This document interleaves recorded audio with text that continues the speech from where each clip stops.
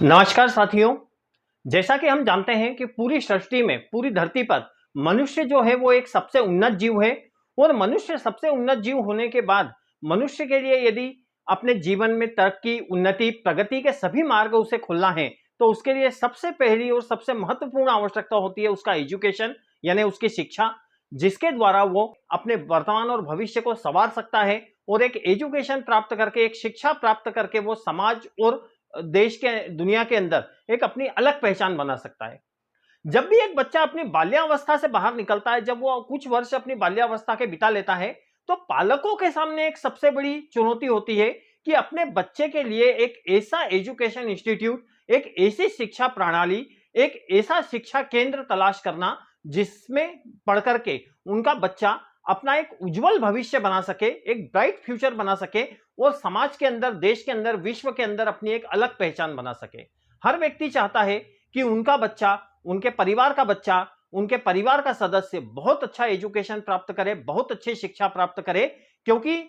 यदि देखा जाए तो मनुष्य जीवन में शिक्षा ही उसकी उन्नति का सबसे बड़ा आधार होता है। और बड़े बड़े महापुरुषों ने कहा है कि शिक्षा बिना मनुष्य का जीवन पूरी तरह व्यर्थ है।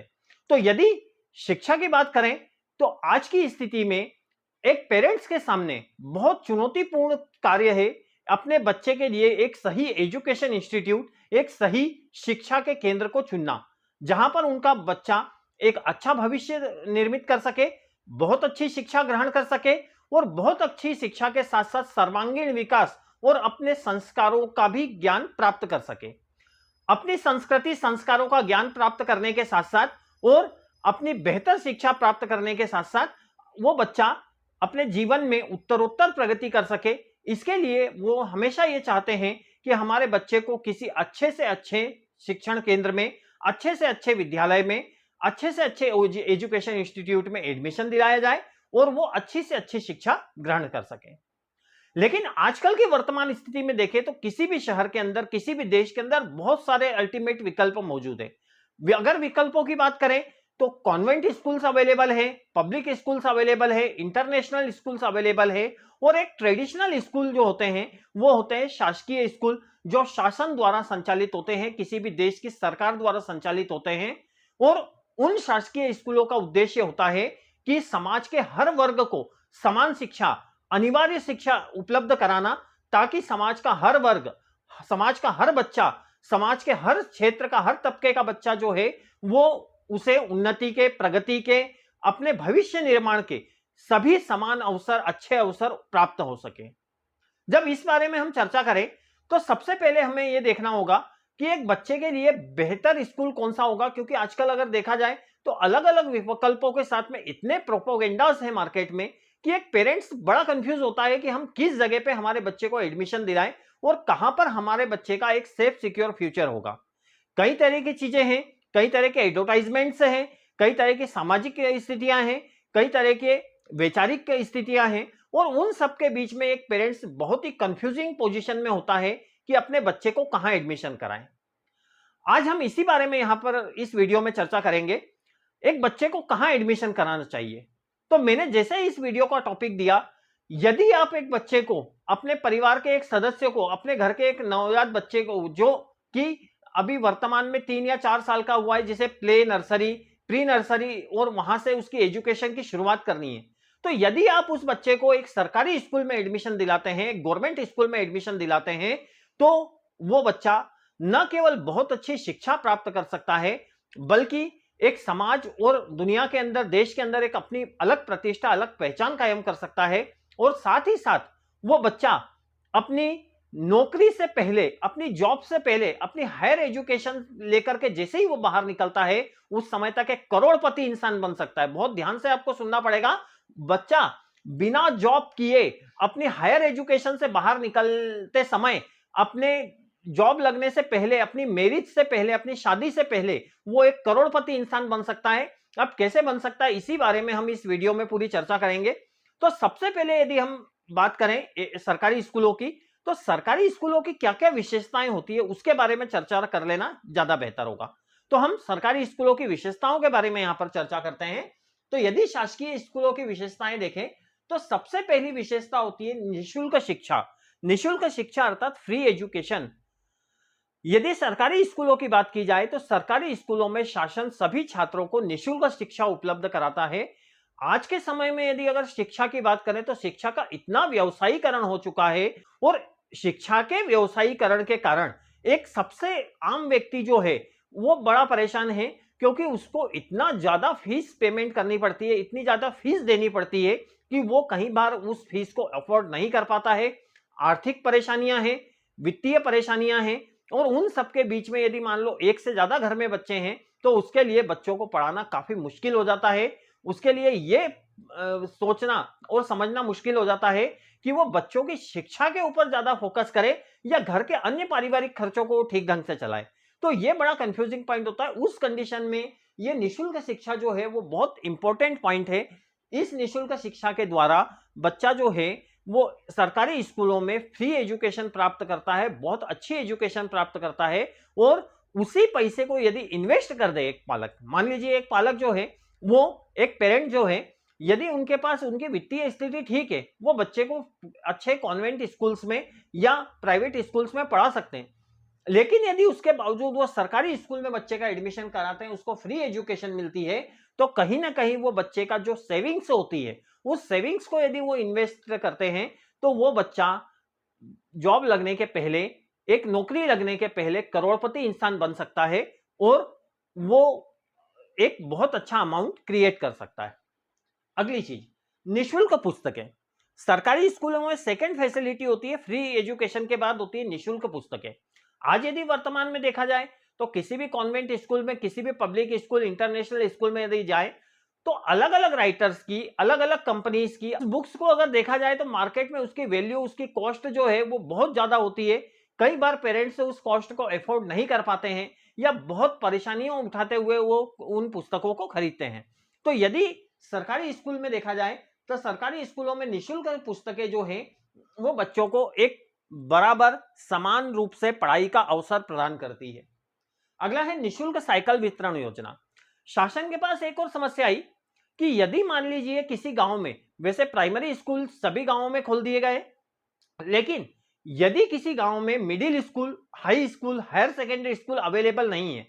और उस गांव का बच्चा किसी आसपास के गांव में जिसकी दूरी 3 किलोमीटर से अधिक है, यदि वहां पर शिक्षा ग्रहण करने के लिए जाता है तो शासन उस बच्चे को निःशुल्क साइकिल योजना का लाभ देती है। यानी यदि आपका बच्चा, आपके परिवार का बच्चा यदि मिडिल स्कूल, हाई स्कूल अपने गांव में या अपने क्षेत्र में न होने के कारण 3 किलोमीटर से अधिक की दूरी तय करके और किसी शासकीय स्कूल में एडमिशन लेता है, प्रवेश लेता है, तो उसको निःशुल्क साइकिल वितरण योजना का लाभ होता है। यानी कन्वेंस की भी कोई समस्या नहीं होती है। पहली बात तो शासकीय स्कूल जो है वो हर क्षेत्र में, हर गांव में, हर शहरी क्षेत्र में आपके निकट, आपके आसपास उपलब्ध होते हैं। और यदि किसी कारण से वो थोड़ी दूरी पर भी है तो निःशुल्क साइकिल योजना का लाभ उठा करके आप एक फ्री कन्वेंस में अपने बच्चे को स्कूल डेली पहुंचा सकते हैं। ये एक बहुत बड़ी फैसिलिटी ये सरकारी स्कूल प्रदान करते हैं। विभिन्न प्रकार की छात्रवृत्तियां। जब बच्चा स्कूल में एडमिशन ले लेता है, फ्री एजुकेशन प्राप्त कर लेता है, फ्री एजुकेशन प्राप्त करने के साथ साथ उसको फ्री बुक्स, निःशुल्क पुस्तकें मिल जाती है। तमाम तरह की चीजें होने के बाद क्या होता है कि बच्चों को अपनी थोड़ी सी आवश्यकताएं ऐसी भी होती है जिनके लिए पैसे की या धन की आवश्यकता होती है, जैसे अपने पेन, पेंसिल, कॉपीज और इस तरह की सामान्य खर्चों के लिए। तो इसके लिए शासन क्या करती है, इसके लिए हमारी सरकार बच्चों को छात्रवृत्तियां प्रदान करती है। छात्रवृत्ति उनकी सामाजिक स्थिति के आधार पर भी हो सकती है, छात्रवृत्ति उनकी योग्यता के आधार पर भी हो सकती है, कुछ मेरिट स्कॉलरशिप्स भी दी जाती है। तो ये सभी छात्रवृत्तियां, सुदामा छात्रवृत्तियां भी दी जाती है। तो इस तरह से विभिन्न प्रकार की छात्रवृत्तियां बच्चों को प्रदान करके उनको कहीं ना कहीं एक फाइनेंशियल इंपावरमेंट प्रोवाइड किया जाता है। यानी उनको एक वित्तीय मजबूती या वित्तीय क्षमता प्रदान की जाती है ताकि वो अपने असामान्य खर्चे उस छात्रवृत्ति की राशि के द्वारा पूरे कर सकें। अगला होता है खेल मैदान व खेल गतिविधियां। यदि हम गवर्नमेंट स्कूल्स की बात करें तो गवर्नमेंट स्कूल्स में बड़े खेल मैदान उपलब्ध होते हैं, और बड़े खेल मैदान उपलब्ध होने के साथ साथ खेल सामग्रियां भी शासन द्वारा विद्यालयों को समय समय पर उपलब्ध कराई जाती है। जब गवर्नमेंट स्कूल में एक बड़ा खेल मैदान उपलब्ध है, खेल सामग्रियां उपलब्ध है, तो बच्चे वहां पर खेल करके अपनी शारीरिक क्षमता का विकास कर सकते हैं, अपनी खेल गतिविधियों के क्षेत्र में अपने दक्षता को अपनी क्षमता को विकसित कर सकते हैं। और हमारे गवर्नमेंट स्कूल्स में यदि देखा जाए तो गवर्नमेंट स्कूल के अंदर स्पेशल स्पोर्ट्स टीचर होते हैं जिनको कहा जाता है पीटीआई, यानी फिजिकल ट्रेनिंग इंस्ट्रक्टर। तो वो जो खेल टीचर होते हैं, वो जो स्पोर्ट्स टीचर होते हैं, वो स्पोर्ट्स टीचर बच्चों को खेल के क्षेत्रों में, स्पोर्ट्स के क्षेत्र में बहुत ज्यादा पारंगत बनाने, बहुत ज्यादा क्वालिफाइड बनाने का प्रयास करते हैं। और प्रयास करते हैं कि वो बच्चे अपनी क्षमताओं का विकास करके, अपनी कैपेसिटी को डेवलप करके, अपने क्वालिटीज को डेवलप करके और खेल की बारीकियों को सीख करके डिस्ट्रिक्ट लेवल पे, स्टेट लेवल पे, नेशनल लेवल पे और इंटरनेशनल लेवल, यहां तक कि ओलंपिक में भी अपनी पोजीशन बना सके और वर्ल्ड लेवल पे या देश मतलब राष्ट्रीय स्तर पर अपनी प्रतिभा को प्रदर्शित कर सके। तो इसलिए ये खेल मैदान और खेल गतिविधियां गवर्नमेंट स्कूल्स को कहीं ना कहीं बहुत ज्यादा बेटर बनाती है। आज यदि शहरी क्षेत्रों में हम देखें, जो पब्लिक स्कूल और कॉन्वेंट स्कूलों का चलन चला है, बहुत सारे स्कूलों की स्थिति आप भी जानते हैं, मैं भी जानता हूं और सब हम देखते हैं कि वहां पर एक खेल मैदान होना तो दूर की बात है, बच्चों के लिए एक साइकिल स्टैंड और एक पार्किंग तक की फैसिलिटी ठीक ढंग से उपलब्ध नहीं होती है। तो ऐसे में आपका बच्चा एजुकेशन तो प्राप्त कर लेगा। एजुकेशन मीन्स वही पद्धति जिसमें प्रश्न उत्तर, क्वेश्चन आंसर को याद किया जाता है, एग्जाम में लिख दिया जाता है, यानी रटन पद्धति, जिसके अंदर बौद्धिक क्षमता का विकास हो, उसका माइंड डेवलप हो, ऐसी कोई हम अपेक्षा नहीं कर सकते हैं। तो हम ऐसे स्कूलों के अंदर जहां पर एक खेल मैदान नहीं है, वहां अगर बच्चों को एडमिशन दिलाते हैं तो उसके कंपैरिजन में गवर्नमेंट स्कूल बहुत बेटर है, जहां पर खेल मैदान है और खेल गतिविधियां, स्पोर्ट्स एक्टिविटीज कंटिन्यूस होती रहती है। बहुत सारी स्पोर्ट्स एक्टिविटीज स्कूल्स ऑर्गेनाइज करते हैं। उसके बाद सांस्कृतिक गतिविधियां, अगर हम बात करें तो गवर्नमेंट स्कूल के अंदर सांस्कृतिक गतिविधियां बड़े पैमाने पर की जाती है। गवर्नमेंट का एक लक्ष्य होता है शासकीय स्कूलों को संचालित करने के पीछे कि हमारे स्कूलों में, गवर्नमेंट स्कूल्स में जो बच्चों ने प्रवेश लिया है, जिन्होंने एडमिशन लिया है, उनका सर्वांगीण विकास हो। और सर्वांगीण विकास बच्चों का करने के लिए कल्चरल एक्टिविटीज स्कूल के अंदर की जाती है। कल्चरल एक्टिविटीज के अंतर्गत हमारे 15 अगस्त, 26 जनवरी जैसे राष्ट्रीय पर्व को बहुत उत्साहपूर्वक ढंग से मनाया जाता है। उसके बाद हमारे सरकारी स्कूलों में यदि बात की जाए तो बाल मेले लगाए जाते हैं, एनुअल फंक्शन, वार्षिक उत्सव किए जाते हैं। वार्षिक उत्सव के बाद कल्चरल एक्टिविटीज की जाती है, पौधारोपण किए जाते हैं और अन्य पर्व मनाए जाते हैं। शिक्षक दिवस मनाया जाता है, पर्यावरण दिवस मनाया जाता है, योग दिवस मनाया जाता है, 12 जनवरी को सूर्य नमस्कार, ऐसे विभिन्न प्रकार के आयोजन विद्यालय के अंदर किए जाते हैं। उन प्रयासों के माध्यम से बच्चों के अंदर सांस्कृतिक गतिविधियों का विकास होता है। वो अपनी संस्कृति के बारे में और अपने कल्चर के बारे में सोचने समझने की क्षमता को विकसित कर पाते हैं। तो इसलिए सांस्कृतिक गतिविधियां इन सरकारी स्कूलों को बहुत अच्छा बनाती है और बहुत एग्रेसिव बनाती है। स्वास्थ्य परीक्षण एवं टीकाकरण, यदि बात करें शासकीय स्कूलों की, तो शासकीय स्कूलों में समय समय पर स्वास्थ्य परीक्षण और टीकाकरण होते रहते हैं। यदि हम हमारे देश की रिपोर्ट से देखें तो भी, यदि हम WHO यानी वर्ल्ड हेल्थ ऑर्गेनाइजेशन की रिपोर्ट से देखें तो भी, अगर हम देखें तो हमारे देश के युवाओं में, विशेष करके बालिकाओं में आयरन की कमी शरीर के अंदर पाई जाती है, हीमोग्लोबिन की कमी उनके शरीर में पाई जाती है। उस हीमोग्लोबिन की कमी को दूर करने के लिए शासन द्वारा आयरन की टेबलेट्स शासकीय स्कूलों में हर वीक में एक बार प्रोवाइड की जाती है, ताकि बच्चों के अंदर जो आयरन की कमी है, उस आयरन की कमी को, हीमोग्लोबिन की कमी को दूर किया जा सके। उसके साथ साथ यदि स्वास्थ्य परीक्षण की बात करें तो अलग अलग तरह के हेल्थ चेकअप होते हैं, नेत्र परीक्षण होते हैं। नेत्र परीक्षण के पश्चात, कानों के परीक्षण के पश्चात, श्रवण परीक्षण के पश्चात यदि बच्चों में कोई कमी पाई जाती है तो उसको निःशुल्क चश्मे, निःशुल्क कानों की मशीन और अलग अलग प्रकार की सुविधाएं प्रदान की जाती है। साथ ही एक चीज आप लोगों ने अभी देखा होगा, कोविड के दौरान, कोरोना के दौरान टीकाकरण के लिए शासकीय स्कूलों को केंद्र बनाया गया और शासकीय स्कूलों में बड़े पैमाने पर टीकाकरण करके निःशुल्क शासन के जो टीके लगाए गए, उस निःशुल्क टीकाकरण का लाभ देकर के और बच्चों को और समाज के हर वर्ग को यह लाभ दिया गया। तो इसलिए गवर्नमेंट स्कूल स्वास्थ्य परीक्षण एवं टीकाकरण की दृष्टि से भी काफी ज्यादा महत्वपूर्ण है। अगली चीज है दक्ष एवं प्रशिक्षित टीचर। सबसे इंपॉर्टेंट चीज, यदि आपका बच्चा किसी स्कूल में एडमिशन लेता है, यदि किसी स्कूल में प्रवेश लेता है, तो वो उसका एजुकेशन किस वे में होगा, उसका कैसे वो क्वालिफाइड होगा, कैसे उसकी प्रॉब्लम्स का सॉल्यूशन होगा, कैसे आपका बच्चा बौद्धिक क्षमता विकसित करेगा, कैसे आपका बच्चा मेंटल एबिलिटीज को डेवलप करेगा, कैसे आपका बच्चा एक बहुत अच्छा नॉलेज लेकर के, बहुत अच्छी शिक्षा ग्रहण करके समाज में, दुनिया में, देश में अपनी पोजीशन बनाएगा, ये सब इसके ऊपर डिपेंड करता है कि उसको किस प्रकार के शिक्षक प्रशिक्षित कर रहे हैं, किस प्रकार के शिक्षक उसको शिक्षा प्रदान कर रहे हैं। तो सबसे इंपॉर्टेंट होता है कि जो टीचर्स हैं वो वेल क्वालिफाइड हो, टीचर्स जो हैं वो वेल ट्रेंड हो, और ये सब फैसिलिटीज गवर्नमेंट स्कूल में प्रोवाइड की जाती है। गवर्नमेंट स्कूल के अंदर टीचर जो होते हैं वो एक अच्छी कंपटीशन एग्जाम के से होकर के उसको फेस करके गवर्नमेंट स्कूल में टीचरों का चयन होता है। तो कहीं ना कहीं उनकी मेंटल एबिलिटी, कहीं ना कहीं उनकी सब्जेक्ट एबिलिटी जो रहती है, सब्जेक्ट पे कमांड जो होती है वो बहुत अच्छी होती है। आपके बच्चे के हर कॉन्सेप्ट को, उनकी हर जिज्ञासा को वो शांत कर सकते हैं और उनको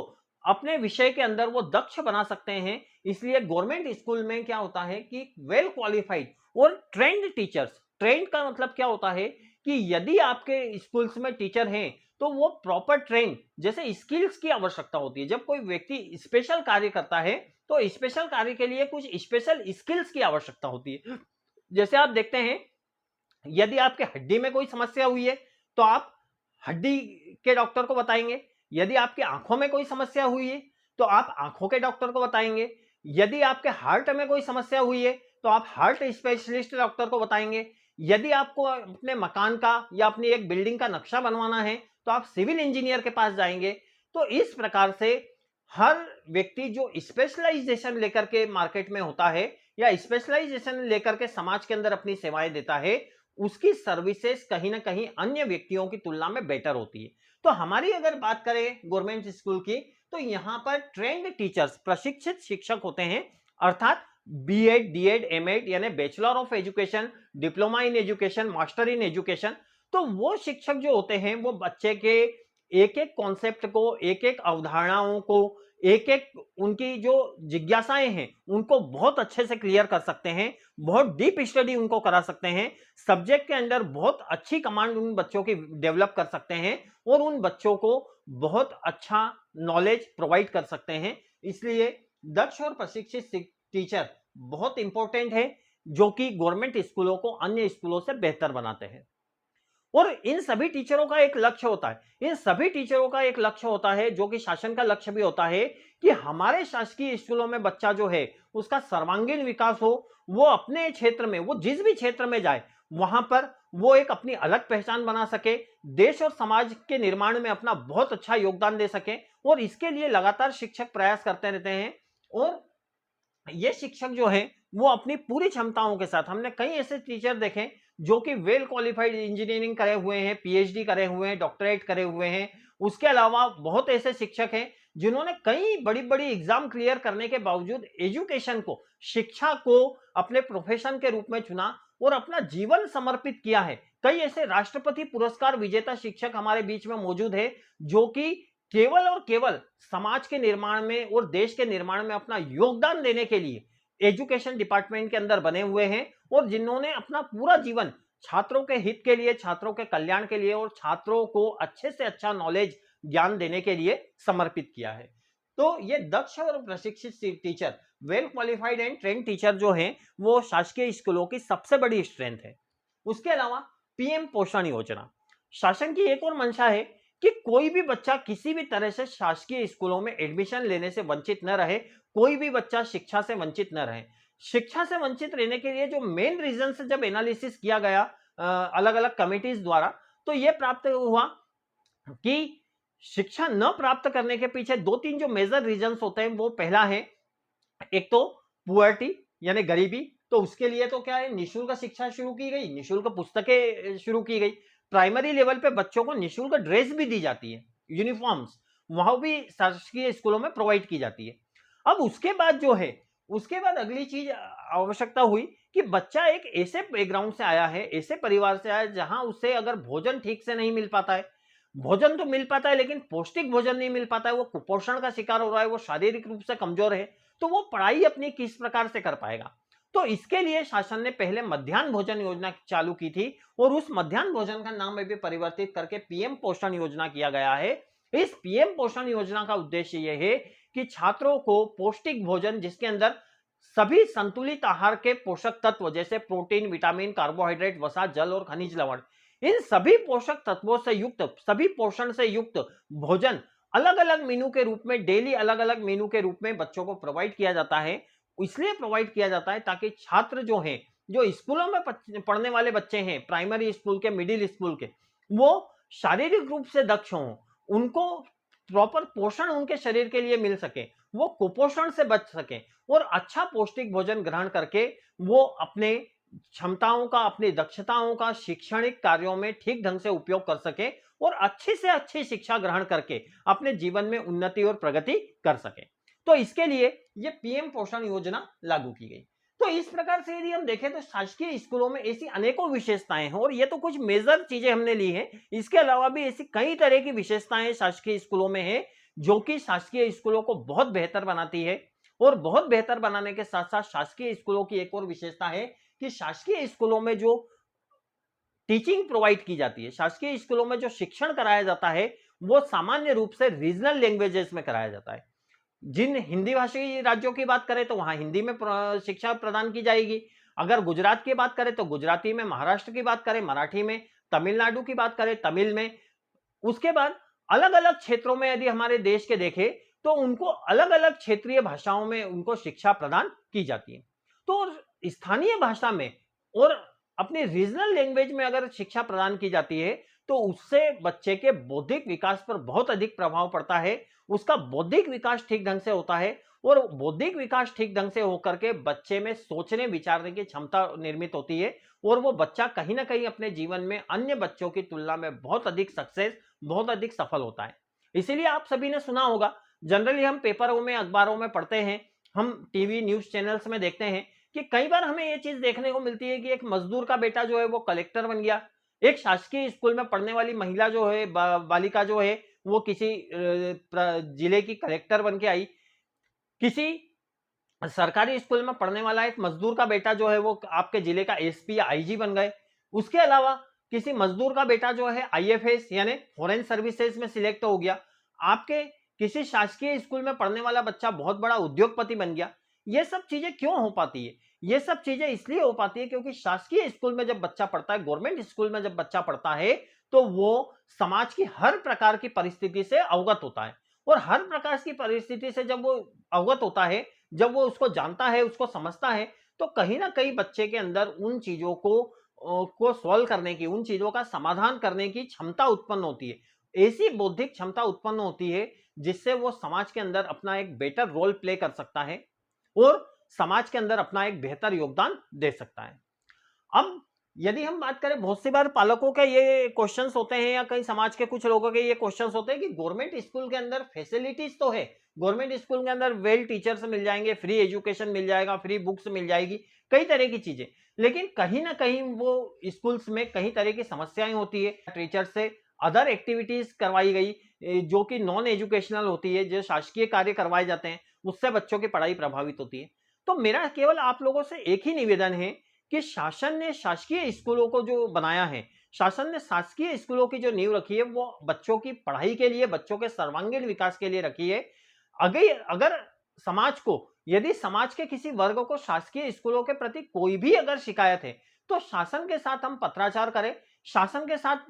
हम वार्तालाप करें, अपने विचारों को शासन के सामने रखें। अलग अलग प्लेटफॉर्म से आजकल हम मेल कर सकते हैं, हम फैक्स कर सकते हैं, हम मीडिया के माध्यम से, हम पत्रों के माध्यम से, हम हमारे जनप्रतिनिधियों के माध्यम से सरकार तक अपनी बात पहुंचा सकते हैं कि ये समस्याएं इनको दूर किया जाए। तो कोई भी ऐसी समस्या नहीं है जो दूर नहीं हो सकती है। और कहा भी गया है कि आज नहीं तो कल होगा, हर मुश्किल का हल होगा। आज नहीं तो कल होगा, हर मुश्किल का हल होगा। और यदि भरोसा रखेंगे अपनी क्षमता पर तो मरुस्थल में भी जल होगा। तो ऐसी कोई भी समस्या नहीं है जिसका समाधान संभव नहीं है। निश्चित रूप से हमारे शासकीय स्कूल जो हैं वो आपके सुझावों से, आपके बच्चों के स्कूलों में एडमिशन से, और यदि वहां पर हमें कोई कमियां दिखाई देती है तो उस कमियों को दूर करने के लिए हम सामाजिक रूप से और व्यक्तिगत रूप से जो प्रयास करेंगे, एक संगठित रूप से जो प्रयास करेंगे, वो समस्याएं भी दूर हो जाएगी। बच्चों को एक वेल एजुकेशन, एक फ्री एजुकेशन मिलेगा और शासन की मंशा पूरी होगी। अच्छा, दूसरी चीज, सरकारी स्कूलों में पढ़ाना और भी क्यों जरूरी है? सरकारी स्कूलों को अगर देखा जाए तो सरकारी स्कूलों में शिक्षा, जैसा मैंने आपको पहले भी बताया, आपकी रीजनल लैंग्वेज में प्रोवाइड की जाती है, आपकी क्षेत्रीय भाषाओं में प्रोवाइड की जाती है। क्षेत्रीय भाषाओं का लाभ यह होता है कि बचपन से जब बच्चा अब बोलना सीखता है, जब सुनता है, जब समाज के अंदर व्यवहार करता है, जब परिवार के अंदर बातचीत करता है, तो वो अपनी क्षेत्रीय भाषाओं के अंदर करता है। क्षेत्रीय भाषाओं के अंदर जब वो बात करेगा, आचार विचार करेगा, विचारों का आदान प्रदान करेगा, बातचीत करेगा, तो उसके अंदर उस भाषा में सोचने विचारने, उसकी बौद्धिक क्षमता विकसित होने की अपार संभावनाएं होती है। कॉन्वेंट स्कूल में जब बच्चे को एडमिशन करा दिया जाता है, तो कॉन्वेंट स्कूल का बच्चा कॉन्वेंट स्कूल में एजुकेशन तो ले लेता है, लेकिन कॉन्वेंट स्कूल में एजुकेशन लेने के बाद हमने ऐसे कई छात्र देखे हैं जिनको ये तक मालूम नहीं होता कि भैंस और बफेलो में क्या अंतर है। तो यदि ऐसा एजुकेशन हम बच्चे को दे रहे हैं जिसके अंदर वो सामान्य चीजों का अंतर नहीं कर सकता है, तो वो किस प्रकार की शिक्षा ग्रहण कर रहा है ये हम समझ सकते हैं। वो एक रटन विद्या है, वो एक केवल याद करने और परीक्षा केंद्रित शिक्षण प्रणाली है, जिसका जीवन में बच्चों के कोई विशेष लाभ नहीं होता है। और यदि इसकी पूरी हिस्ट्री देखी जाए, यदि पूरा इसका इतिहास देखा जाए, तो हम देखते हैं कि हमारे भारत के अंदर जो शिक्षा पद्धति थी वो गुरुकुल शिक्षा पद्धति थी, जहां पर संस्कृत में शिक्षा दी जाती थी और संस्कृत के बाद कुछ क्षेत्रीय भाषाओं में शिक्षा दी जाती थी। लेकिन 1835 में एक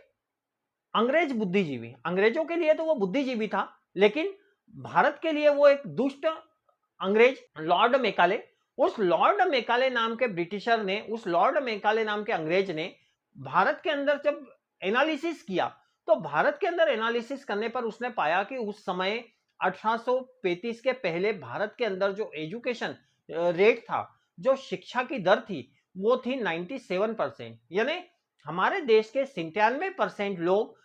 सभी शिक्षित थे, और शिक्षित होने के साथ साथ सभी किसी न किसी कार्य में दक्ष थे, यानी बहुत अच्छा वो कोई भी कार्य कर सकते थे। और उसका परिणाम था कि हमारे देश की प्रोडक्टिविटी बहुत ज्यादा थी, हमारे देश का उत्पादन बहुत ज्यादा था, हमारे देश की जीडीपी बहुत ज्यादा थी। और उसी का परिणाम था, जब हम आवश्यकता से अधिक चीजों को उत्पन्न करते थे, आवश्यकता से अधिक चीजें बनाते थे, तो वो चीजें हमारे देश से बाहर एक्सपोर्ट होती थी। देश से बाहर जब एक्सपोर्ट होती थी, तो बाहर से विदेशी मुद्रा,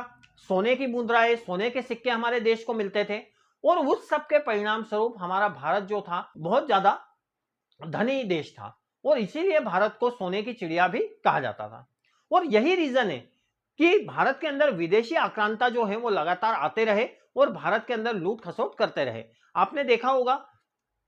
कि भारत के अंदर पहले मुगल आए, फिर उसके बाद अंग्रेज आए, तो ये सब जो आए भारत के अंदर विदेशों से, इनका भारत में आने का एकमात्र उद्देश्य था कि ये इन्होंने काफी प्रयास किए, लेकिन काफी प्रयास करने के बावजूद ये भारत की बराबरी नहीं कर पाए। भारत का एजुकेशन जो है बहुत उच्च क्वालिटी का था। भारत उस समय एजुकेशन हब होता था, नालंदा यूनिवर्सिटी, तक्षशिला यूनिवर्सिटी भारत के अंदर होती थी, और यहां पर दुनिया भर के लोग पढ़ने के लिए आते थे। हमारा ज्ञान, हमारी टेक्नोलॉजी, हमारा एजुकेशन इतना समृद्ध था कि दशमलव और शून्य जैसी चीजों की अवधारणाओं का विकास हमारे देश में हुआ।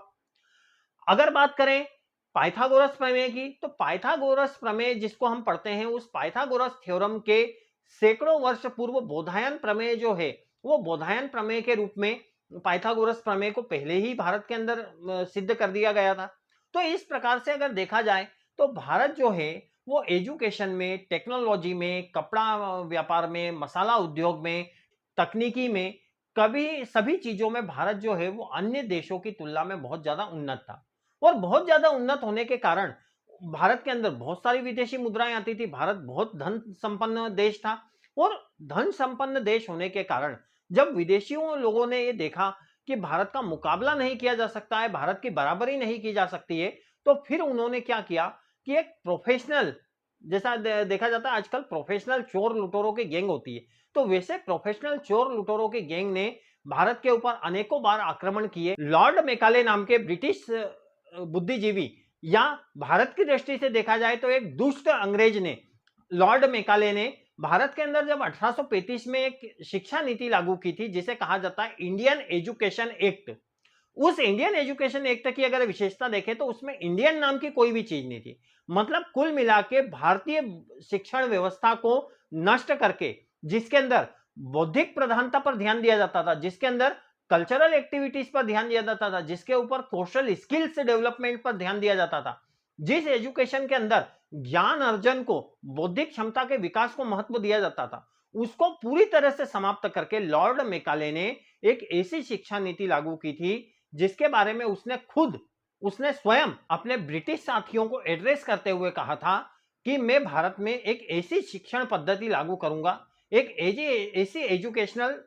स्कीम लागू करूंगा जिससे कि भारत के व्यक्ति शरीर से तो भारतीय रहेंगे, लेकिन मन और विचार से वो अंग्रेजों के गुलाम बन जाएंगे और मन और बुद्धि से वो पूरी तरह से अंग्रेज बन जाएंगे। और ये भारत के लोग केवल और केवल नौकरी करना और क्लर्क बनना, इसको अपना पेशा और अपना उपलब्धि समझेंगे, और अपने जो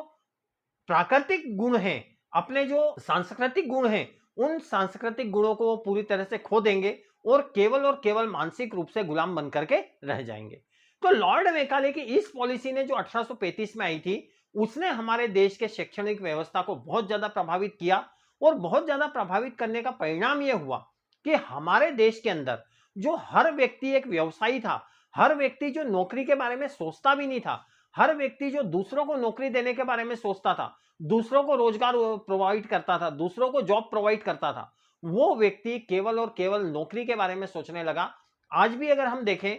तो विभिन्न प्रकार के अगर स्कूलों से बच्चा निकलता है, एजुकेशन लेकर के निकलता है, हायर एजुकेशन लेकर के निकलता है, इंजीनियरिंग, एमबीए, डिप्लोमा, किसी भी तरह की डिग्री लेकर के, बीएससी, बीकॉम, बीए, इस तरह की कोई सी भी डिग्री अगर लेकर के बच्चा निकलता है तो वो सबसे पहले जॉब के बारे में सोचता है, और जॉब के बारे में सोचने के बाद यदि उसे अच्छा जॉब नहीं मिल पाता तो वो अपने आप को शैक्षणिक बेरोजगार घोषित करने की कोशिश करता है। वो ये बताने की कोशिश करता है कि देश के अंदर रोजगार नहीं है। बल्कि समस्या ये नहीं है, समस्या ये है कि लॉर्ड मेकाले की वो जो नीति थी, उस लॉर्ड मेकाले ने उस एजुकेशन पॉलिसी को बनाते समय ही यह घोषणा की थी, अपने अंग्रेज साथियों को एड्रेस करते हुए कहा था कि भारत के अंदर ऐसी एजुकेशन पॉलिसी में एडॉप्ट करूंगा, ऐसी एजुकेशन पॉलिसी लेकर के आऊंगा कि भारतीय लोग शरीर से तो भारतीय रहेंगे, लेकिन मन और विचारों से पूरी तरह अंग्रेजों के गुलाम रहेंगे, और वो केवल और केवल एक नौकर बनकर के रहेंगे।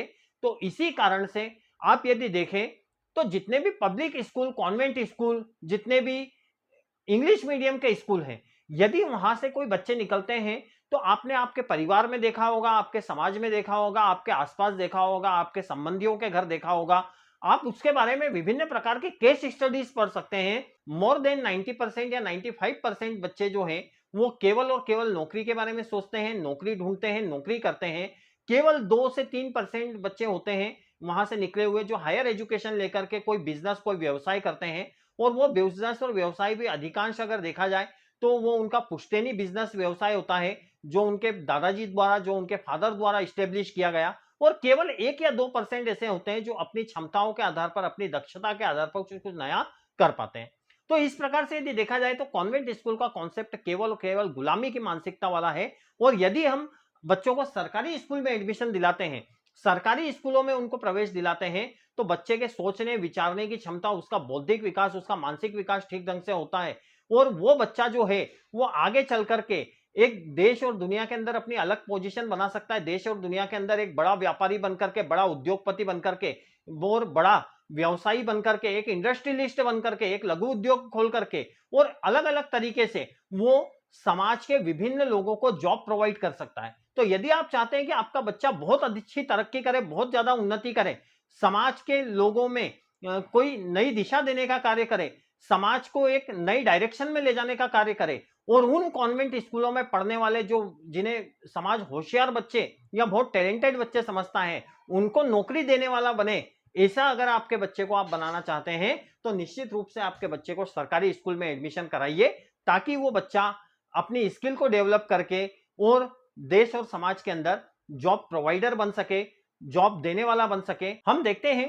कि यदि बच्चे को हायर एजुकेशन के बाद भी जॉब नहीं मिल पाती है, तो हमने ये स्थितियां भी देखी समाज के अंदर कि बहुत सारे पेरेंट्स, बहुत सारे स्टूडेंट्स, बहुत सारे कैंडिडेट्स परेशान होते रहते हैं कि यार हमें जॉब नहीं मिल पा रही है, हमें कोई अच्छी सर्विस नहीं मिल पा रही है। तो वो विभिन्न प्रकार के ज्योतिषियों के पास जाते हैं, राशियां दिखवाते हैं अपनी, और कहीं ना कहीं उन्हें यह पता लगता है कि किसी का सूर्य कमजोर है, किसी का चंद्र कमजोर है, किसी का ग्रह कमजोर है, किसी के राशि कमजोर है, और ये सब चीजों में वो उलझते रहते हैं। लेकिन मैं आपको एक चीज बताना चाहता हूं कि हमारे देश के अंदर, भारत के अंदर जन्मा कोई भी व्यक्ति जो है वो, उसका कोई ग्रह, उसकी कोई राशि कमजोर हो ही नहीं सकती, क्योंकि हमारी संस्कृति ने हमारे जन्म के हजारों वर्ष पूर्व ये लिख दिया है कि यत पिंडे तत ब्रह्मांडे, यानी हमारे शरीर के अंदर ही पूरा ब्रह्मांड समाहित है। और जिस व्यक्ति के शरीर में, जिस बच्चे के शरीर में, जिस युवा के शरीर में पूरा ब्रह्मांड समाहित है, पूरे ब्रह्मांड की ऊर्जाएं उसके शरीर में है, वो समाज के अंदर एक कमजोर व्यक्ति हो ही नहीं सकता, उसका कोई ग्रह कमजोर हो ही नहीं सकता। समस्या यह है कि हम एक ऐसी एजुकेशन पॉलिसी को आज भी ढो रहे हैं जिसका उद्देश्य ही नौकर पैदा करना है, जिसका उद्देश्य ही क्लर्क पैदा करना है, जिसका उद्देश्य ये बिल्कुल नहीं है कि एक बच्चा जो है वो अपनी स्किल्स को डेवलप करके एक जॉब प्रोवाइडर बने, एक इंडस्ट्रियलिस्ट बने, एक उद्योगपति बने, एक बिजनेस लीडर बने, एक ग्लोबल लीडर बनकर के उभरे। और वो अगर हम बनाना चाहते हैं अपने बच्चों को, तो उसके लिए हमको हमारे बच्चों को गवर्नमेंट स्कूल्स में एडमिशन कराना पड़ेगा, क्योंकि प्राइवेट स्कूल से आपके बच्चे का बौद्धिक विकास नहीं कर पाते, उसके कॉन्सेप्ट को बहुत ज्यादा क्लियर नहीं कर पाते, उस बच्चे के सोचने समझने की क्षमता को डेवलप नहीं कर पाते। वहां केवल और केवल एक चीज होती है, रटन विद्या। बच्चे को नहीं समझ में आया, उसने रट लिया, एग्जाम में लिख दिया, और एग्जाम में लिखने के बाद बहुत अच्छे परसेंट बना लिए। बहुत सी बार मैंने खुद बच्चों से बात की है, बच्चों से पूछा है, स्कूल एजुकेशन के बाद, हायर एजुकेशन के बाद उनसे पूछा है कि आपका प्रतिशत कितना बना, वो बताते हैं more than 70%, more than 80%, more than 90%। लेकिन जब उससे पूछा जाए, उस कैंडिडेट से पूछा जाए, उस बच्चे से पूछा जाए कि आपने सीखा क्या है, तो उनके पास कोई उत्तर नहीं रहता है। उत्तर इसलिए नहीं रहता है क्योंकि उन्होंने नॉलेज केवल रट करके शिक्षा प्राप्त की है, उनकी शिक्षा का ज्ञान और बौद्धिक विकास से कोई दूर दूर तक रिलेशन नहीं है। और ये सब चीजें जो है वो कहीं ना कहीं बच्चे को कमजोर बनाती है। हम उस मेन कॉन्सेप्ट के ऊपर आते हैं जिसका आप बहुत समय से इंतजार कर रहे हैं, कि यदि एक बच्चे को प्राइमरी लेवल से अगर मान लीजिए गवर्नमेंट स्कूल में एडमिशन करा दिया जाता है, तो गवर्नमेंट स्कूल में एडमिशन करा के ऐसा क्या होगा कि वो अपनी हायर एजुकेशन के बाद, अपनी जॉब से पहले, अपनी मैरिज से पहले वो करोड़पति इंसान बन जाएगा। तो यदि आप ये जानना चाहते हैं तो इसके लिए आप वीडियो में बने रहिए। देखिए, अगर हम देखें तो एक बच्चा जब एडमिशन लेता है, तो आज की स्थिति में हम बच्चे का देखते हैं, समाज के अंदर एक बच्चे को 3 साल की एज में, लगभग 3 साल की एज में उसका स्कूल में एडमिशन करा दिया जाता है, चाहे वो प्ले में हो, प्री नर्सरी में हो, या किसी भी लेवल पे हो। अब यदि हम 3 साल न मानते हुए यदि उसको 4 या 5 साल भी माने, तो यदि मान लो एक बच्चे का 5 साल में एडमिशन किया गया, तो 5 साल से 25 साल तक वो 20 वर्ष स्कूल के अंदर बिताता है। अब 20 वर्ष तक एक बच्चा अगर मान लो स्कूल के अंदर रहेगा, तो एक वर्ष की अगर हम फीस माने कितनी, 50,000 रुपए। हम देखते हैं कि यदि बच्चे को एडमिशन कराया, तो आज प्राइमरी लेवल से लेकर के middle level, high school, higher secondary school, college level पे, यदि हम प्राइमरी स्कूल लेवल से अगर स्टार्ट करें, तो एक बच्चे की नॉमिनल फीस जो है किसी कॉन्वेंट स्कूल में या किसी स्कूल में, वो लगभग 50,000 के लगभग है, और 50,000 से 1 लाख तक भी है। उसके अलावा बहुत सारे अदर एक्सपेंसेस होते हैं। अदर एक्सपेंसेस में जैसे उनके बच्चों के यूनिफॉर्म है, बच्चों का ट्रांसपोर्टेशन है, बस टैक्सी का किराया है, उसके बाद उनके बैग्स, उनके स्टेशनरी, और विभिन्न प्रकार के ऐसे खर्चे होते हैं जिनको यदि पूरा इंक्लूड किया जाए, तो ओवरऑल बच्चे का जो खर्च होता है वो लगभग 50,000 से 1 लाख रुपए तक होता है। यदि हम मिनिमम 50,000 रुपए भी माने, तो 50,000 रुपए यदि 20 वर्ष तक, यदि 20 ईयर्स तक 50,000 रुपए अगर कोई बच्चा स्कूल के अंदर कोई पेरेंट्स देता है, तो 50,000 रुपए प्रति वर्ष के हिसाब से यदि 20 वर्ष तक वो स्कूल में फीस देता है, तो ये राशि होती है 10 लाख रुपए। अब ये 10 लाख रुपए जो अलग अलग साल में 50-50 हजार रुपए फीस के रूप में दिए। अब एक चीज यहां पर यह भी समझ लेना आवश्यक है कि 50,000 रुपए जो फीस है, यदि बच्चे की प्राइमरी लेवल पे है, तो ये फीस उसकी हमेशा नहीं रहेगी। हमेशा इस फीस के अंदर कहीं ना कहीं इंक्रीज होता रहता है, 5%, 10-15%, 15%, 20%, इस तरह का इस फीस में गेन होता रहता है। स्टेशनरी मटेरियल के भाव बढ़ते रहते हैं, यूनिफॉर्म्स के भाव बढ़ते रहते हैं, और अलग अलग चीजों के खर्च जो हैं वो लगातार बढ़ते रहते हैं। लेकिन हम फिर भी मिनिमम 50,000 रुपीज, 50,000 रुपए यदि हम माने, तो 20 वर्ष तक वो बच्चा जब 5 साल से 25 साल तक हायर एजुकेशन तक वो पहुंचेगा, तो 20 वर्ष में वो बच्चा जो है वो लगभग कितनी राशि खर्च होती है, 10 लाख रुपए हम मिनिमम लेकर के चल रहे हैं। अब इस मिनिमम जो राशि है, जो उसकी फीस के रूप में हमने पे की है स्कूल्स को, कॉन्वेंट स्कूल्स को या किसी भी स्कूल्स को, तो वो 10 लाख रुपए की राशि को हम अलग अलग तरीके से इन्वेस्ट कर सकते हैं। एक चीज आप ध्यान रखिए कि आपको यदि पैसे को बढ़ाना है तो आप पैसे को अपने घर में रख करके नहीं बढ़ा सकते। पैसा हमेशा इन्वेस्ट करने से बढ़ता है, उसको निवेश करने से बढ़ता है। अब निवेश करने के जो ट्रेडिशनल जो तरीके थे, वो ट्रेडिशनल तरीके क्या थे कि बैंक में अकाउंट खुलवाया, बैंक के अंदर जमा कर दिया, बैंक के अंदर जमा करने के बाद सेविंग अकाउंट में जमा कर दिया, सेविंग अकाउंट के बाद ऐसा लगा कि अपना बिजनेस व्यवसाय है, करेंट अकाउंट खुलवा लिए जाते थे। करेंट अकाउंट के बाद अगर मान लीजिए ऐसा लगा कि कुछ पैसा हमारे पास लंबे समय के लिए है, इसका हमें कोई आवश्यकता नहीं है, तो एफडी करवा दी जाती थी, जिसके अंदर ब्याज जो रहता था वो सेविंग अकाउंट और अन्य चीजों की तुलना में थोड़ा ज्यादा होता था। यदि मान लीजिए प्रति माह कोई छोटी छोटी इनकम हमारे घर में आती है, तो छोटी छोटी इनकम को सेविंग करने के लिए आरडी करवा दी जाती थी, यानी रेगुलर डिपॉजिट। तो वो आरडी के अंदर पर मंथ कुछ पैसा जमा किया जाता था, 5 साल 10 साल की अवधि में वो पैसा कुछ बढ़ करके और मिल जाता था। तो इस तरह के कई ट्रेडिशनल इंस्ट्रूमेंट्स सेविंग के लिए या इन्वेस्टमेंट के लिए अवेलेबल थे। लेकिन अगर हम इस पैसे को, इस राशि को जो एक बच्चे के ऊपर एजुकेशन के ऊपर खर्च होती है, उसको यदि हम इन्वेस्ट करें via SIP, systematic investment plan, यदि एसआईपी के थ्रू यदि हम उस राशि को इन्वेस्ट करते हैं तो वो पैसा कितना बन पाता है, इसका हम कैलकुलेशन आज के दिन करेंगे और देखेंगे कि कैसे आपका बच्चा, अगर मान लीजिए एक सरकारी स्कूल में पढ़ता है, तो वो जॉब लगने से पहले, किसी कंपनी में जॉब ढूंढने के पहले कैसे वो बच्चा एक करोड़पति बन सकता है। तो इसके लिए सबसे पहले हम एसआईपी देखेंगे। अब एसआईपी अगर है तो एसआईपी का कैलकुलेशन यदि आपको करना है तो आप एसआईपी कैलकुलेटर खोल लीजिए। एसआईपी कैलकुलेटर की बात करें तो मैं जनरली एचडीएफसी का एसआईपी कैलकुलेटर प्रीफर करता हूं, या फिर जैसा कि ये यहां पर आप एक एसआईपी कैलकुलेटर देख रहे हैं, इसका नाम है फाइनेंशियल कैलकुलेटर इंडिया, ये जनरली मैं यूज करता हूं। एक चीज आप यहां पर समझ लीजिए कि मैं यहां पर इन दोनों का प्रमोशन नहीं कर रहा हूं, केवल आपकी सुविधा के लिए बताना चाह रहा हूं कि आप स्वयं कैलकुलेट करके देखिए कि आपके बच्चे की यदि हर वर्ष 50,000 रुपए फीस को आप इन्वेस्ट करते हैं तो आफ्टर 20 ईयर, 20 साल के बाद आपके बच्चे के पास कितना पैसा, आपके बच्चे के लिए कितना फंड आपके पास अवेलेबल रहेगा, जिससे वो बहुत कुछ अपने जीवन के अंदर कर सकता है, जिसके अंदर आप बहुत कुछ आपके बच्चे के फ्यूचर के लिए और उसके भविष्य निर्माण के लिए कर सकते हैं। तो हम सबसे पहले ये देखना चाहेंगे कि एसआईपी कैलकुलेटर से कैलकुलेट करके देखेंगे कि यदि इस 50,000 रुपए प्रति वर्ष को 20 वर्ष तक के लिए इन्वेस्ट किया जाए, 20 साल तक के लिए इन्वेस्ट किया जाए,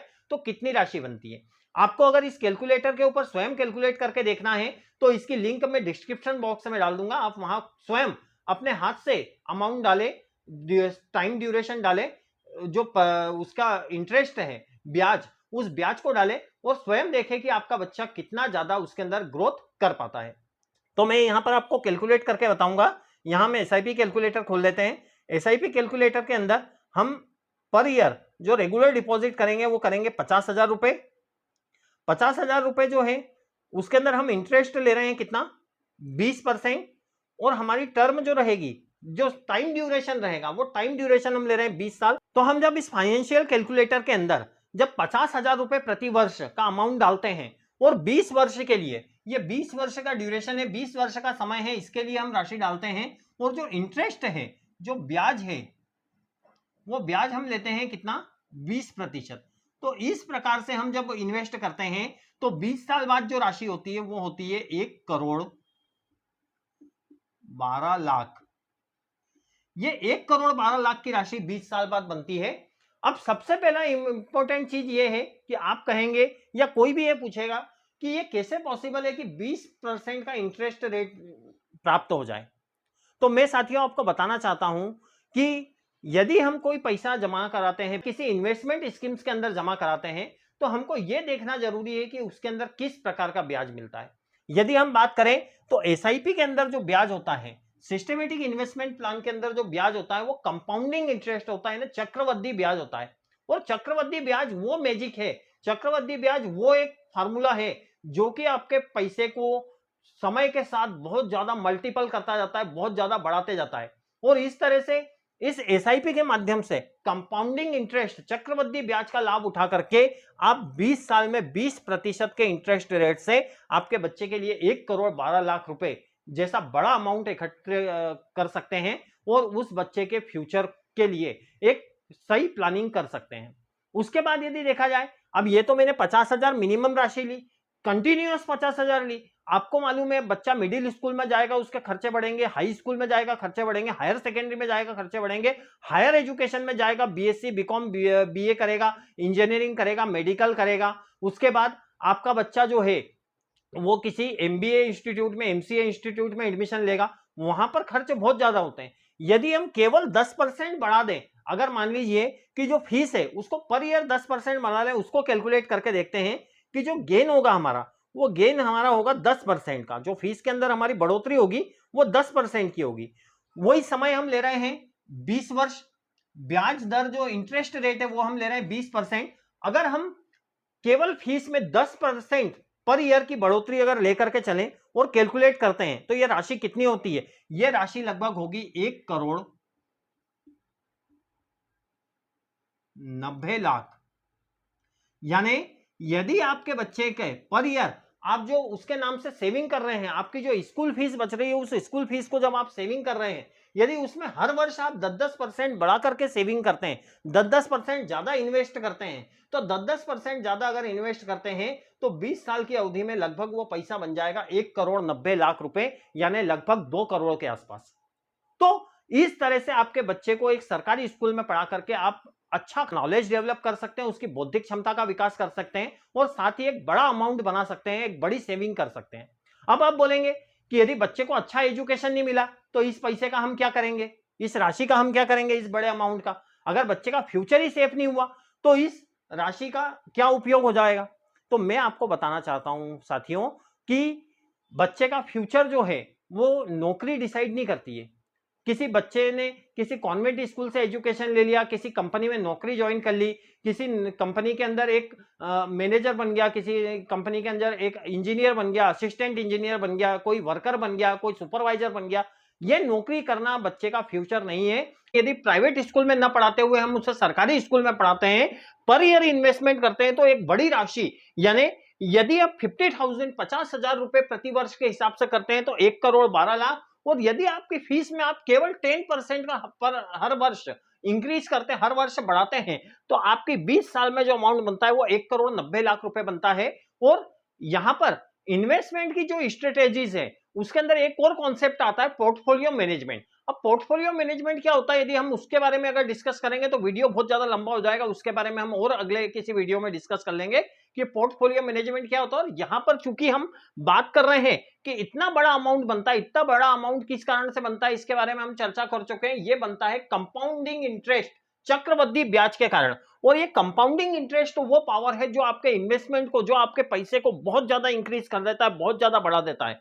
और ये कंपाउंडिंग इंटरेस्ट का ही कमाल है कि यदि आप आपके बच्चे की एक मेच्योरिटी एज क्या होती है हमारे देश के अंदर? मेच्योरिटी एज है 18 ईयर्स,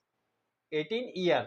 18 वर्ष। 18 वर्ष में हमारे बच्चे को वयस्क व्यक्ति मान लिया जाता है, उसे वोट देने का अधिकार होता है, उसे कई प्रकार के उसके लाइसेंस बन जाते हैं, सभी प्रकार की सुविधाएं उसको मिलने लगती है। तो जो मेच्योरिटी एज है 18 ईयर, उस 18 साल की उम्र से, और जो रिटायरमेंट की हमारे देश में एज है, जो सेंट्रल गवर्नमेंट की भी, स्टेट गवर्नमेंट की भी एज है, वो है 62 ईयर्स। तो अगर एक बच्चा अपनी 18 ईयर की एज से अपनी 62 ईयर की एज तक, यानी एक मेच्योरिटी की एज से लेके एक रिटायरमेंट की एज तक अगर एक सेविंग करता है, अगर मान लो 5,000 रुपए पर मंथ जैसा अमाउंट अगर वो सेविंग करता है, तो वो सेविंग 5,000 रुपए महीने की उसकी सेविंग जो है वो इस 44 वर्षों में बढ़कर 100 करोड़ रुपए हो जाती है। यानी आपका बच्चा जो है वो अपने जीवन काल में 100 करोड़ रुपए अर्थात 1 अरब रुपए की बड़ी राशि को भी अपने अकाउंट में, अपने सेविंग में, अपने इन्वेस्टमेंट के थ्रू देख सकता है। तो ये पावर ऑफ कंपाउंडिंग, चक्रवृद्धि ब्याज, ये पावर ऑफ कंपाउंडिंग आपके पैसे को मल्टीपली बहुत ज्यादा इंक्रीज कर देती है, बहुत ज्यादा आपके को बेनिफिट इंटरेस्ट का, ब्याज का देती है। अब ये किस प्रकार से होगा इसके बारे में हम अभी डिस्कस नहीं करेंगे, क्योंकि अगर ये 100 करोड़ आपके बच्चों को कमाने की हम विधि बताएंगे तो वीडियो फिर और ज्यादा बन जाएगा। अभी हमारा कॉन्सेप्ट क्या है? अभी हमारा कॉन्सेप्ट ये है कि हमारे बच्चे को बेस्ट एजुकेशन देकर के, उसके बौद्धिक क्षमताओं का ठीक ढंग से विकास करके, उसकी दक्षताओं का ठीक ढंग से विकास करके, उसकी स्किल का डेवलपमेंट करके, और उससे हमें एक बहुत अच्छा बिजनेस लीडर, बहुत अच्छा कॉर्पोरेट लीडर, बहुत अच्छा उद्योगपति, बहुत अच्छा बिजनेसमैन, ऐसा व्यक्ति बनाना है जिसकी डिफरेंट डिफरेंट सिटीज में, अलग अलग शहरों में उसका व्यवसाय हो, अलग अलग राज्यों में उसका व्यवसाय हो, अलग अलग देशों में उसका व्यवसाय हो, और एक बहुत बड़ा बिजनेस लीडर बनकर के, बहुत बड़ा उद्योगपति बनकर के, बहुत बड़ा व्यवसायी बनकर के रोजगार और एम्प्लॉयमेंट दे सके। हमारा बच्चा एम्प्लॉयमेंट के लिए घूमने वाला, एम्प्लॉयमेंट के लिए भटकने वाला, एम्प्लॉयमेंट के लिए हाथ फैलाने वाला ना बने। और यहां पर एक चीज और क्लियर कर देना चाहता हूं मैं, नौकरी के बारे में एक कॉन्सेप्ट कहा जाता है, नौकरी के बारे में कॉन्सेप्ट ये कहा जाता है कि नौकरी आपकी जरूरतें तो पूरी करेगी लेकिन आपको अमीर नहीं बनने देगी। तो यदि आपको अमीर बनना है तो आपको नौकरी नहीं करना है, आपको केवल बिजनेस करना है। और यह हमारा कल्चर है। हमारे देश के अंदर जब अंग्रेजों का और उसके पहले जो दूसरे आक्रांता आए थे उनका जब शासन आया था, उसके पहले लॉर्ड मेकाले की जो पॉलिसी आई थी, एजुकेशन पॉलिसी, उसके पहले हमारे देश के अंदर बिजनेस ही मेन लक्ष्य था। और उसी बिजनेस की बदौलत बहुत ज्यादा धनाढ्य देश था, बहुत ज्यादा आर्थिक समृद्धि वाला देश था और सोने की चिड़िया के रूप में पूरे विश्व में भारत की ख्याति थी। और इसीलिए विदेशी आक्रांता जो भारत के किसी भी तरह से बराबरी नहीं कर पाए, शिक्षा के क्षेत्र में, तकनीकी के क्षेत्र में, उद्योग के क्षेत्र में, व्यापार के क्षेत्र में, किसी भी क्षेत्र में तरक्की की बराबरी नहीं कर पाए, किसी भी प्रकार से अपने आप को कंपेयर नहीं कर पाए, उन्होंने प्रयास किया कि अब भारत की बराबरी तो नहीं की जा सकती, भारत से अपनी तुलना नहीं हो सकती है, भारत के बराबर हम धन अर्जित नहीं कर सकते, भारत के जैसा हम उद्योग और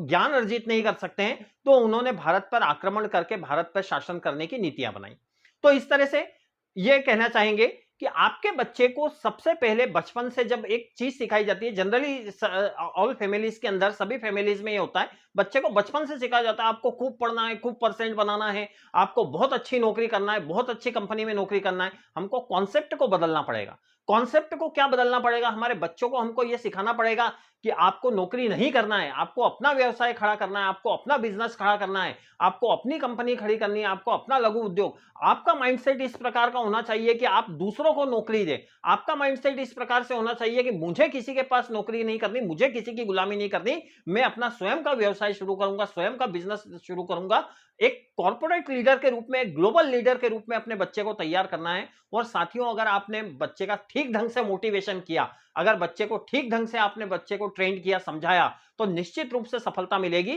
क्योंकि मैं आपको उदाहरण देना चाहता हूं, एक डॉक्टर का बच्चा डॉक्टर बनता है, एक वकील का बच्चा एक वकील बनता है, एक नेता का बच्चा एक नेता बनता है। तो यदि हम बच्चे को ट्रेन करेंगे, बचपन से उसके माइंडसेट इस प्रकार से बनाएंगे कि आपको नौकरी नहीं व्यवसाय करना है, आपको नौकरी मांगने वाला नहीं नौकरी देने वाला बनना है, तो आपका बच्चा एक बहुत बड़ा कॉर्पोरेट लीडर बनकर, एक बहुत बड़ा उद्योगपति बनकर, देश विदेश में मल्टीनेशनल कंपनीज और अनेक प्रकार की कंपनीज या बिजनेस खोल करके दूसरों को एम्प्लॉयमेंट देगा और कभी भी रोजगार के लिए नहीं भटकेगा। आपके बच्चे की तरक्की होगी, आपके युवाओं की तरक्की होगी, आपके देश की तरक्की होगी और फिर भारत जो है वो आर्थिक रूप से समृद्ध होगा। तो निवेदन सिर्फ इतना है कि आप अपने बच्चों को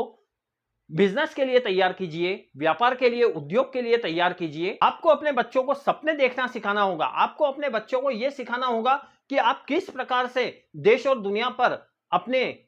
कौशल, अपने स्किल्स से लीड कर सकते हो, अपने स्किल्स से दूसरे देशों के युवाओं को भी और अपने देश के युवाओं को भी एम्प्लॉयमेंट दे सकते हो। यदि आपने इस कॉन्सेप्ट को अपने बच्चों के दिमाग में भरा तो निश्चित रूप से वो मोटिवेशन आपके बच्चों को फ्यूचर में बहुत काम आएगा और वो बहुत अच्छे से एक बड़े कॉर्पोरेट लीडर और अच्छे व्यवसायी बनकर के आपके सामने होंगे, समाज के सामने होंगे, देश के सामने होंगे। यदि बच्चे सपने देखेंगे तो उनको सफलताएं भी मिलेगी। और यहां मैं कहना चाहता हूं कि सफलताएं उन्हीं को मिलती है जिनके सपनों में जान होती है। अगर हम बच्चों को सपने देखना सिखाएंगे तो निश्चित रूप से वो सपने साकार करने के लिए प्रयास करेंगे और सफलताएं उन्हीं को मिलती है जिनके सपनों में जान होती है। पंखों से कुछ नहीं होता दोस्तों, हौसलों से उड़ान होती है। तो हमारे बच्चों को हौसले और उनके सपने इतने स्ट्रांग करना होंगे, उनको motivation, internal motivation, external motivation इतना देना होगा ताकि वो नौकरी के बारे में सोचना छोड़ करके और कॉर्पोरेट और बिजनेस लीडर के बनने के बारे में सोचे और देश को पुनः आर्थिक समृद्धि की ओर ले जाए। और फिर हमारा देश उस लॉर्ड मेकाले की एजुकेशन पॉलिसी जिसके अंदर नौकर बनाने, जिसके अंदर क्लर्क बनाने की व्यवस्था की गई है, उससे बाहर निकलेगा। फिर हम हमारे वैभवशाली भविष्य की ओर आगे बढ़ेंगे। मुझे आशा और विश्वास है कि आप सभी अपने बच्चों का एडमिशन, अपने बच्चों का प्रवेश अगर स्कूल में कराने जा रहे हैं तो आप निश्चित रूप से अपने बच्चों का एडमिशन सरकारी स्कूल में करवाएंगे। क्योंकि सरकारी स्कूल से में पढ़ करके आपका बच्चा इतना योग्य, इतना काबिल बनेगा कि वो कॉन्वेंट स्कूल में पढ़ने वाले, पब्लिक स्कूल में पढ़ने वाले, प्राइवेट स्कूल में पढ़ने वाले बच्चों को अपने यहां नौकरी पर रखेगा और वो एक बड़ा कॉर्पोरेट लीडर, एक बड़ा बिजनेसमैन, एक बड़ा उद्योगपति बनकर के इस समाज और देश की सेवा करेगा। मैं निश्चित रूप से आपसे अपेक्षा करता हूं और निश्चित रूप से विश्वस्त हूं कि आप सभी अपने बच्चों का प्रवेश गवर्नमेंट स्कूल्स में करवाएंगे, शासकीय स्कूलों में करवाएंगे। जय हिंद, जय भारत। मैं यह कहकर अपनी बात खत्म करना चाहता हूं कि कुदरत का दिया कभी अल्प नहीं होता, बीच में टूटे वह संकल्प नहीं होता। कुदरत का दिया कभी अल्प नहीं होता और बीच में टूटे वह संकल्प नहीं होता। और हार को अपने जीवन से दूर ही रखना मित्रों, क्योंकि जीत का कोई विकल्प नहीं होता। जय हिंद, जय भारत। हंसते रहिए, मुस्कुराते रहिए।